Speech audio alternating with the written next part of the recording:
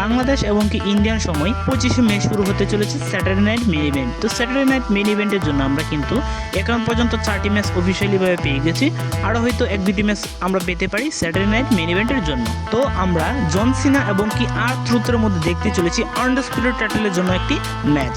তো ব্যাকল্যাশের পরবর্তী প্রেস কনফারেন্সে আমরা দেখতে পেয়েছিলাম জন সিনা কিন্তু R-Truth-এর উপর আক্রমণ করতে শুরু করেছিল। তো লাস্ট স্ম্যাকডাউনে আমরা R-Truth-কে দেখতে পেয়েছি এবং কি একটি ভিডিও সেগমেন্ট দেখতে পেয়েছি, যার মাধ্যমে আমরা জন সিনা ভার্সেস R-Truth-এর মধ্যে এই ম্যাচটি কনফার্ম হয়ে গিয়েছে। তো স্যাটারডে নাইট মেইন ইভেন্টে আমরা জন সিনা ভার্সেস R-Truth-এর মধ্যে একটি ম্যাচ দেখতে চলেছি। ড্রু ম্যাকইন্টায়ার এবং কি ডেমিয়ান প্রিস্টের মধ্যে তো আমরা একটি স্টোরি দেখতে পেয়েছি রয়্যাল রাম্বলের পর থেকে। তো সেই স্টোরিটা কিন্তু এখন পর্যন্ত চলমান আছে এবং কি তাদের মধ্যে আরেকটি ম্যাচ কনফার্ম হয়ে গিয়েছে স্যাটারডে নাইট মেইন ইভেন্টের জন্য। সেটি কিন্তু কোনো সাধারণ ম্যাচ হতে চলেছে না, তবে সেই ম্যাচটি কিন্তু হতে চলেছে একটি স্টিল কেজ ম্যাচ। তো সিএম পাঙ্ক এবং কি ড্রু ম্যাকইন্টায়ারের মধ্যে আমরা একটি লং স্টোরি দেখতে পেয়েছিলাম। ড্রু ম্যাকইন্টায়ার এবং কি ডেমিয়ান প্রিস্টের মধ্যে আমরা একটি লং স্টোরি দেখতে চলেছি বর্তমান স্টোরি অনুযায়ী, এবং কি আমরা দেখতে চলেছি লগেন পল ভার্সেস জেউসের মধ্যে একটি ওয়ার্ল্ড টাইটেলের জন্য একটি ম্যাচ। তো এই ম্যাচটা কিন্তু ব্যাকল্যাশের দিনই আমরা বুঝতে পেরে গিয়েছিলাম, কারণ ব্যাকল্যাশের দিনেই কিন্তু এই ম্যাচটি অফিসিয়াল জানিয়ে দিয়েছিল WWE।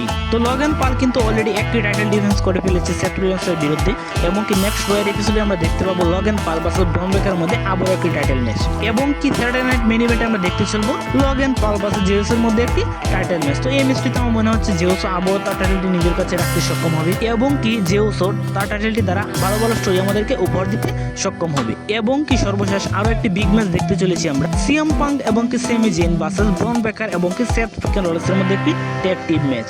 তো এই বিশাল ম্যাচটি যে স্যাটারডে নাইট মেইন ইভেন্টে রাখতে চলবে WWE সেটা আমি ভাবতে পারিনি। তো এই ম্যাচটি স্যাটারডে নাইট মেইন ইভেন্টে হতে চলেছে, সেটা একটি ভালো বিষয়, এবং কি এই ম্যাচটি কিন্তু একটি ভয়াবহ ম্যাচ হতে চলেছে।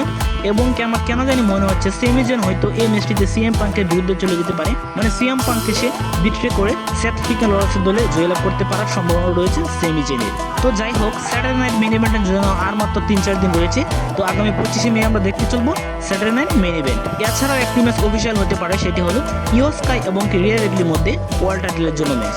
তো আজকের ভিডিও এই পর্যন্তই। ভিডিও ভালো লাগলে অবশ্যই লাইক, কমেন্ট এবং সাবস্ক্রাইব করে পাশে থাকবেন। ধন্যবাদ সবাইকে।